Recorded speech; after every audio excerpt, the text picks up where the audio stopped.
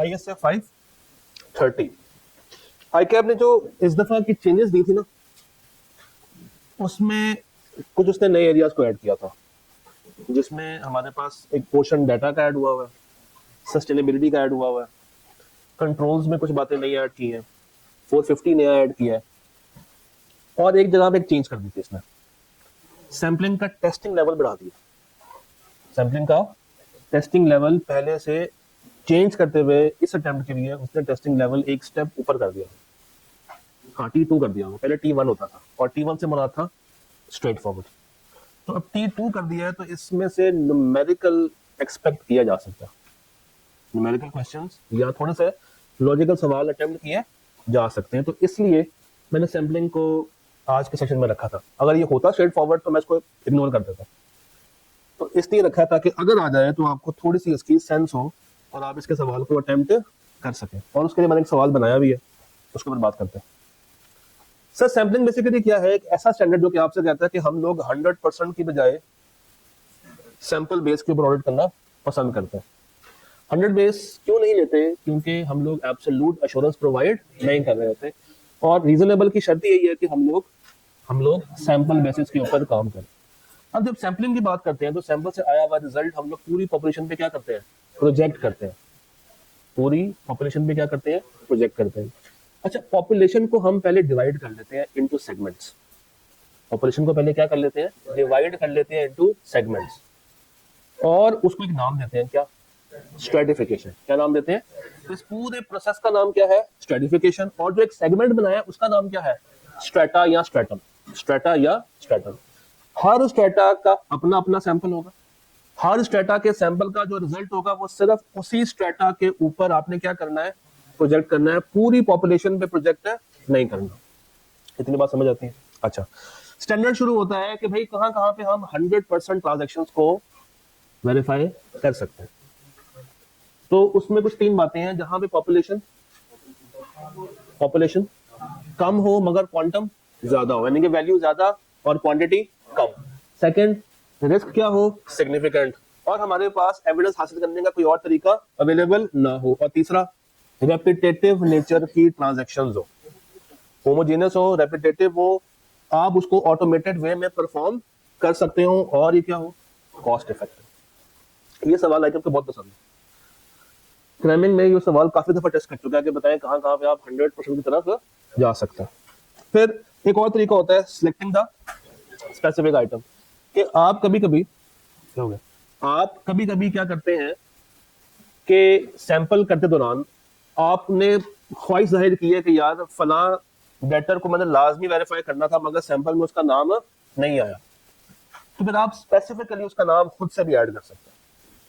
अगर सैंपल के अंदर जो चीज आप चाह रहे थे वो नहीं आई, तो आप उसको पकड़ के खुद से भी ऐड कर सकते हैं और किसी एक को उसकी जगह पे क्या कर दें? रिप्लेस कर दें। ऐसे कहते हैं रिप्लेसमेंट आइटम। क्या कहते हैं? Replacement item. फिर 2 तरह के रिस्क होते हैं, सैम्पलिंग रिस्क और non sampling risk. Sampling risk वो रिस्क जो कि सैंपल की वजह से ऑडिटर की खराब ऑब्जर्वेशन पे इफेक्ट कर रहा है, यानी कि ऑडिटर एक अच्छा एविडेंस क्यों नहीं हासिल कर पा रहा, उसकी रीजन क्या है? सैंपल हुआ है। और इसके अलावा जितने भी रिस्क होंगे वो सारे क्या होंगे? Non sampling risk. इसमें 2 बातें होती हैं, एक्सेप्टेंस ऑफ रॉन्ग और दूसरी क्या है? Rejection of right. ये मुझे कुछ एक्सप्लेन कर सकता है? तो what is acceptance of wrong? आप कोई ऐसी चीज कबूल कर लें जो कि गलत हो, भाई आप एक जवाब ऑडिट करने के लिए गए, आपको लगा कि कंट्रोल्स वहां पे क्या है? More effective. आपको लगा कि काफी ज्यादा क्या है? इफेक्टिव।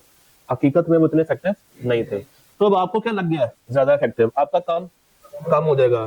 जब कम हो जाएगा तो आपको एविडेंस भी अच्छे लेवल पे हासिल नहीं होगा, और एक्चुअल में कंट्रोल्स इतने इफेक्टिव नहीं थे। तो इसका मतलब है कि आपकी जो ओपिनियन है वो खराब हो जाएगी। आपकी ओपिनियन क्या हो जाएगी? खराब। और दूसरी तरफ आ जाए रिजेक्शन ऑफ राइट। एक सही चीज को आपने दुकार दिया, कंट्रोल स्ट्रॉन्ग थे, आपने कहा नहीं कंट्रोल स्ट्रॉन्ग नहीं है, तो आपको ज्यादा काम फिर करना पड़ा है जिसकी जरूरत नहीं थी। आपकी एफिशिएंसी खराब हुई। आपकी क्या खराब हुई है? एफिशिएंसी। आपको ज्यादा काम बिला वजह करना पड़ गया, हालांकि करने की जरूरत नहीं थी। अच्छा, उसके बाद हमारे पास आती है सैम्पलिंग की प्रोसेस। वो होती है, पहली कौन सी है? स्टैटिस्टिकल, दूसरी नॉन स्टैटिस्टिकल। स्टैटिस्टिकल में कोई मॉडल, कोई थ्योरी, कोई फॉर्मूला, कोई साइंस यूज होती है। नॉन में जजमेंट यूज होती है। नॉन में क्या यूज होती है? जजमेंट यूज होती है।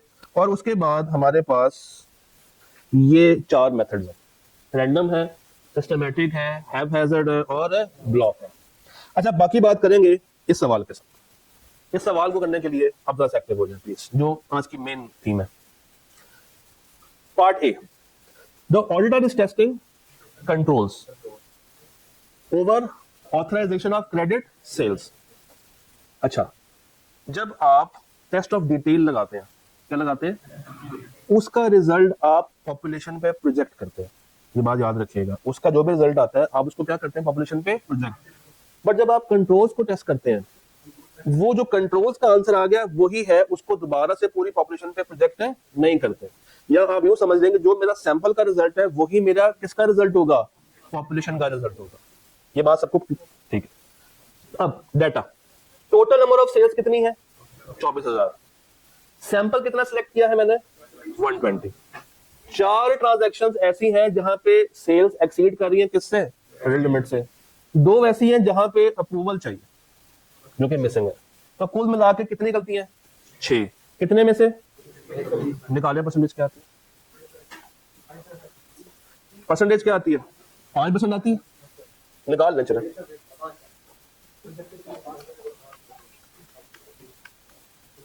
बताएं बताएं। 5% आ रहा, जरा ये लाइन पढ़िएगा। Projections of deviations is not necessary as sample deviation rate is also the projected deviation rate for the population as a whole। क्या मतलब कि टेस्ट ऑफ कंट्रोल्स में जहां पे सैंपल के अंदर हमें वीकनेस नजर आ रही है तो उसको मैं क्या नाम दूंगा, डेविएशन। और जो रिजल्ट सैंपल का आया है वही रिजल्ट किसका होगा, पूरी की पूरी पॉपुलेशन एज अ होल। ये बात है ओके। तो अभी हमारा रिजल्ट कितना आया था, 5%। ठीक है जी, 5 आ जाते हैं। अब 2 वर्ड्स लिखे हुए, टॉलरेबल और एक्सपेक्टेड। इनमें क्या फर्क होता है, टॉलरेबल कहते हैं जहां तक मैं बर्दाश्त कर सकता हूं। तो मेरा डेविएशन रेट कितना आया, कितना आया, और मेरे पास टॉलरेबल रेट क्या है, 4%। 4% तक मैं बर्दाश्त कर सकता था, मगर मुझे कितना बर्दाश्त करना पड़ रहा है, 5%। इसका मतलब है कि कंट्रोल्स मेरे क्या है, वीक है। पीछे एक और वर्ड भी लिखा हुआ है, एक्सपेक्टेड रेट ऑफ डेविएशन। ये क्या है, पिछले ऑडिट से इतना मुझे आइडिया था कि अब जब मैं ऑडिट करने के लिए जाऊंगा तो मैं 2% तक अपने जहन में रख के आया था, मगर कितनी बर्दाश्त रख के आया था, 4%। ये ऐसा ही है कि आप तैयारी कर रहे हो और आप 2 चैप्टर्स को छोड़ दें, आपकी एक्सपेक्टेशन ये कि यार इनमें से सवाल नहीं आएगा, और टॉलरेबल मजीद आपके पास कितना बर्दाश्त करने की ताकत है, 4%, मगर सवाल 5% से। आपने जो बर्दाश्त करना था उससे भी ज्यादा और टॉलरेबल से भी ज्यादा, जो सोच के आए थे उससे भी ज्यादा और टॉलरेबल से भी ज्यादा। इसका मतलब क्या है कि कंट्रोल्स मेरे क्या हो गए, वीक। तो उसका पार्ट ये देखें, calculate the sample deviation rate, निकालते हैं। Population size 24,000, sample size 120, deviation found 6, tolerable 4, expected 2, तो 6/120, 5% आप निकाल लिया था। फिर प्रोजेक्टेड डेविएशन रेट, अगर आप पढ़े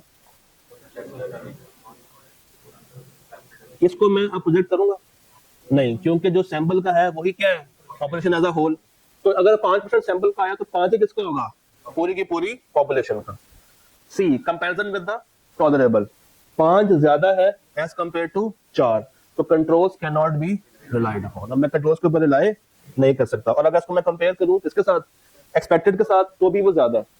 expected deviation is now understated. जो मैं सोच के आया था 2%, वो काफी ज्यादा क्या निकल आई है, अंडरस्टेटेड। एक्चुअल कंट्रोल फेलियर्स वर सिग्निफिकेंटली हायर देन। तो अब इस कंपनी में कंट्रोल रिस्क ज्यादा के कम और ऑडिट रिस्क ऑटोमेटिकली क्या हो जाएगा, ज्यादा हो जाएगा। ये बात समझ आई। अच्छा जी, अब आते हैं जरा इसके पार्ट बी की तरफ। पार्ट बी जरा करें सॉल्व, पार्ट बी सॉल्व करें।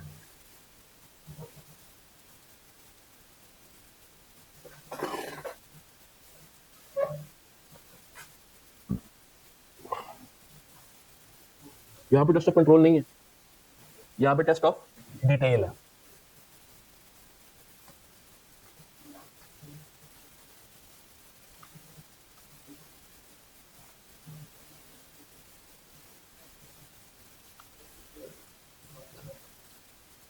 टोटल रिसीवेबल बैलेंस कितना? 480 मिलियन। और इसमें से नंबर ऑफ कस्टमर बैलेंसेस कितने हैं? ये पूरी पॉपुलेशन, यानी कि 1200 कस्टमर्स ने हमारे कितने पैसे देने हैं? 4800। ठीक है जी। सैम्पलिंग प्लान मैंने 1200 में से कितने चूज किए? 80, जिसकी कितनी वैल्यू बनती है? 32। कितने में से? 480 में से। मेरा आपसे पहला सवाल है, मैं 80 को 1200 के साथ करूंगा या 32 को 480 के साथ करूंगा? नहीं, जब आप सैंपल निकालते हैं ना तो वो क्वांटिटी पे होता है, वैल्यू पे नहीं होता। जब आप सैंपल निकालते हैं वो किस पे होता है कि मैंने 80 इनवॉइसेस को वेरीफाई करना। अब उसमें वैल्यू कम भी हो सकती है और ज्यादा भी हो सकती है, तो आपका जो निकलेगा वो होगा 80 ओवर 1200। निकाल के बताएं आंसर क्या आता है? 6.67। ठीक है, अब नीचे आ जाए, और नीचे वो कह रहा है मिस स्टेटमेंट्स है कितनी? 9 लाख, 6 लाख, 15 लाख और 20 लाख। और 20 लाख के बारे में कुछ और भी कह रहा है। ये क्या है? अनोमली। कैसे पता चला? वन ऑफ एरर है। अनोमली क्या होती है? नॉर्मली एक वन ऑफ एरर। क्यों हुआ? डाटा माइग्रेशन के दौरान एक एरर आ गया जिसकी वजह से अनोमली क्रिएट हो गई। तो अब फॉर्मूला क्या होता है? Miss statement in sample minus anomaly multiply by rejection rate plus anomaly. जरा करें इसको सॉल्व, इस पार्ट बी को जरा सॉल्व करें। अब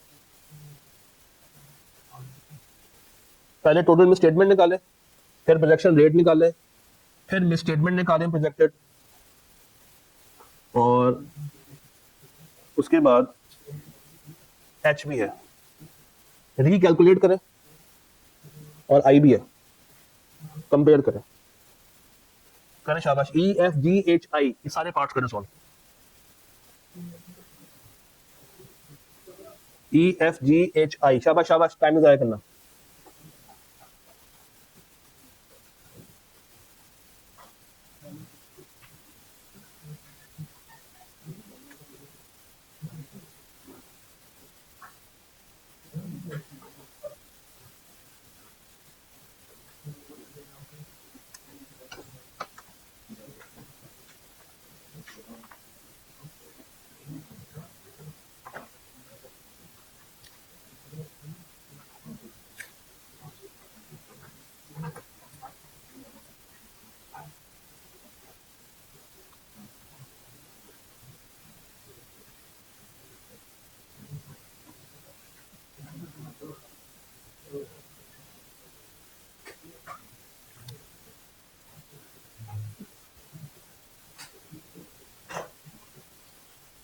एक काम करें जरा, 80 को आपने जब किया था किस पे? 1200 का आंसर क्या आया था?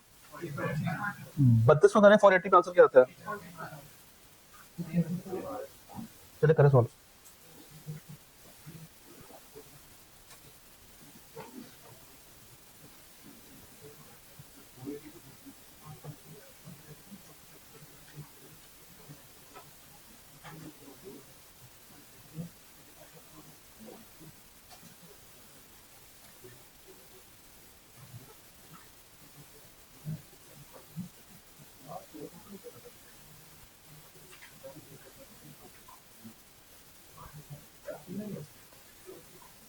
हाँ जी, पार्ट ई का आंसर क्या है? टोटल में स्टेटमेंट कितनी है? 50 लाख।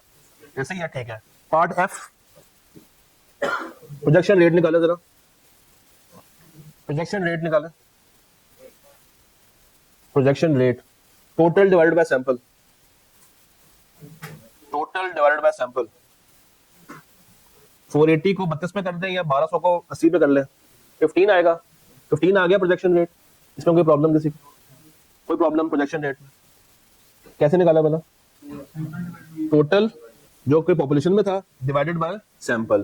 तो 480 को 32 पे कर लें या 1200 को किस पे कर लें? 80 पे कर लें। आंसर क्या आएगा आपका? 15 ही आएगा। चलिए पार्ट जी बताएं। पार्ट जी, पार्ट जी क्या है? Calculate the projected misstatement for the population before anomaly is adjusted. Anomaly को जस्ट किए बिना बताए क्या आ रहा है, अनोमली को एडजस्ट किए बिना बताएं, यानी कि अनोमली को शामिल करके बताएं क्या आ रहा है, बता दें क्या आ रहा है। 75 आ रहा है, 75 ही आ रहा है ना, 15 रेट आया था और 50 आपके पास वैल्यू आई थी, तो 50 इंटू 1.5 कर लें, आंसर क्या आएगा 75। और अनोमली को एडजस्ट करने के बाद क्या आ रहा है उस फॉर्मूले से, पहले माइनस करें बाद में ऐड करें, 47 47 को समझ आया? हेलो जनता, जनता को समझ आया कैसे किया भला? मैं दोबारा से बताता हूँ, सुने। पार्ट ई में उसने क्या पूछा था आपसे, total miss statements in sample, तो जो उसने दी नहीं थी आपने सिर्फ और सिर्फ क्या कर दिया, उसको ऐड कर दिया। उसके बाद उसने क्या ऑप्शन निकाला है, projection rate population divided by sample, तो 480 को 32 से कर लेंगे, 120 को 80 पे कर ले, आंसर क्या आएगा 15। उसके बाद projected miss statement before anomaly, यानी कि अनोमली को ऐड करके, तो सिंपल 50 इंटू 1.5, 1.5 कैसे है परसेंटेज में जब हम लेके जा रहे हैं, तो ये बन जाएगा 75। उसके बाद आधा निकालना है आफ्टर एडजस्टमेंट ऑफ अनोमली, पहले अनोमली को माइनस करें और एंड पे क्या करें, इसको ऐड कर दें, तो कुछ इस तरीके से ये तो यहाँ पे ना गैप आया हुआ है, तो ये गैप से आप लोगों ने परेशान नहीं होना। ये बेसिकली 47 है, ये 4 यहाँ भी लिखा हुआ और बाकी का, हाँ बाकी की वैल्यू आगे लिखी हुई। अच्छा उसके बाद क्या है, आई कंपैरिजन विद टॉलरेबल। अब टॉलरेबल क्या थी 8, कितनी आई है 47, इसका मतलब है कि ये मटेरियली क्या है मिसस्टेटेड, ये मटेरियली क्या है मिसस्टेटेड, व्हाट द पॉइंट। अच्छा फिर एक और सवाल देता हूँ, इससे आगे चलते हैं थोड़ा सा, एक काम करें इसका जरा, अच्छा आपने इसमें करना क्या है, ये 4 बातें हैं, आपने बस ये बताना है कि इसमें कौन सा मेथड यूज करेंगे सैम्पलिंग का, सिस्टमैटिक करेंगे, हैप्पैजार्ड करेंगे, ब्लॉक करेंगे, कौन सा करेंगे। पहला पॉइंट पढ़े, situation 1, the auditor intends to test the operating effectiveness of controls over sales invoice authorization. The population consists of 48,000 sales invoice, all processed through the same system and considered homogeneous. The auditor wants to ensure that each invoice has equal chance of selection. भाई वो ensure कर रहा है कि हर एक के पास equal chance हो, अपनी तरफ से जजमेंट लगा रहा है नहीं, इसका मतलब है कि नॉन स्टैटिस्टिकल नहीं है। पीछे कौन सा रह गया स्टैटिस्टिकल, उसमें 2 होती है, कौन सी, एक रैंडम होती है और एक सिस्टमैटिक। अब मुझे बताएं ये कौन सी बात कर रहा है, ये किसकी बात कर रहा है, ये किसकी बात कर रहा है, ये किसकी बात कर रहा है, ये रैंडम की बात कर रहा है, किसकी बात कर रहा है, रैंडम की बात कर रहा है, क्योंकि वो एक वर्ड यूज कर रहा है all shall be having an equal chance. अच्छा पॉइंट 2 पढ़े जरा,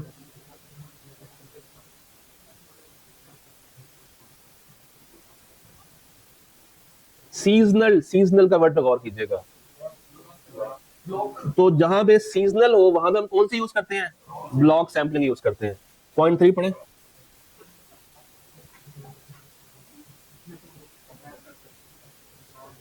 प्रोफेशनल जजमेंट है, क्विकली आइडेंटिफाई करने जा रहा है, तो ये कौन सी होती है हैप्पैजार्ड, ये कौन सी होती है जहां पे उसकी जजमेंट सबसे ज्यादा होती है। और फोर्थ क्या,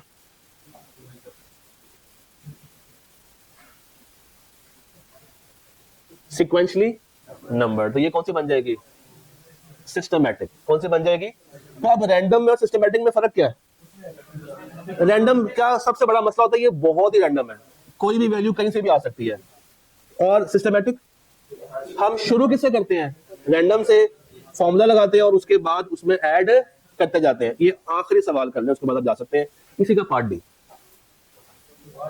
part D D D D an auditor, मैं इसको जूम करता हूँ, ये ले, an auditor is required to perform test of detail on a population of 2400 sales invoice maintained sequentially. The auditor decides that sample size would be 120. Calculate the sampling interval gap. कैसे निकालेंगे gap, population divided by sample size, तो 2400 divided by 120, कितने का gap आया, gap कितने का आया 20 का। अब अगर मुझे यूज करनी है सिस्टमैटिक सैम्पलिंग, तो पहला स्टेप क्या होता है इसमें, रैंडम से मैं एक रैंडम वैल्यू लेकर आऊंगा। अच्छा, इसका पॉइंट टू पढ़े, कहता अगर मेरा रैंडम स्टार्टिंग पॉइंट क्या है 18, तो अब मुझे बताइए 5 इनवॉइसेस कौन सी होंगी, 18 के बाद 38, उसके बाद 58 और 78 और 98। डन डन, पक्की बात है। कल का टारगेट क्या है, audit reports journeying chapter number 14 and 15। तो कल मुलाकात करते हैं, अपना ख्याल रखिएगा। 2 सवाल लाजमी करने हैं, कौन सा, रेड लिमिटेड और एक कोड ऑफ एथिक्स का। डन, मिलते हैं।